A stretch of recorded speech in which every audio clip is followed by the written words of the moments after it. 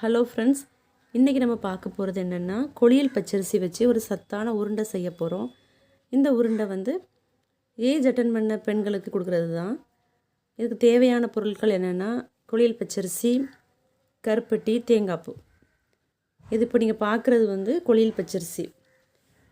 இது வந்து ஊற வச்சு ஒரு 10 நிமிஷம் இல்லைன்னா அரை மணி நேரம் ஊற வச்சு அதை மிக்சியில் தண்ணியெல்லாம் வடிகட்டிட்டு மிக்சியில் அரைச்சி வச்சுக்கிறணும். ஊற வச்ச பச்சரிசியோட தண்ணியை வடிகட்டிட்டு அதை கிரைண்ட் பண்ணியிருக்கேன். தேவையான அளவு 2 பெரிய சைஸ் கருப்பட்டி எடுத்து வச்சுருக்கேன். கொஞ்சம் ஒரு அரை முடி தேங்காயும் எடுத்து வச்சுருக்கேன்.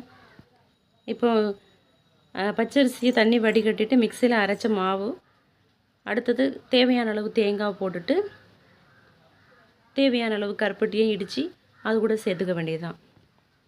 இப்போ கருப்பட்டியையும் போடுறேன், இடிச்சிட்டேன். கருப்பட்டியையும் போடுறேன்.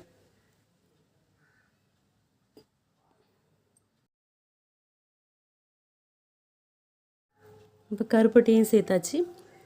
இனி பச்சரிசி மாவு, தேங்காய், கருப்பட்டி 3ஐயும் சேர்த்து நல்லா மிக்ஸ் பண்ணிவிட்டு நமக்கு தேவையான அளவு சைஸில் உருண்டை பிடிச்சிக்கிற வேண்டியதுதான். இனி அவ்வளோதான், சத்தான கொளியல் பச்சரிசி உருண்டை ரெடி. இனி எடுத்து சாப்பிட வேண்டியதுதான். இந்த வீடியோ பிடிச்சிருந்ததுன்னா மறக்காமல் லைக் பண்ணுங்கள், ஷேர் பண்ணுங்கள், சப்ஸ்கிரைப் பண்ணுங்கள். தேங்க்யூ.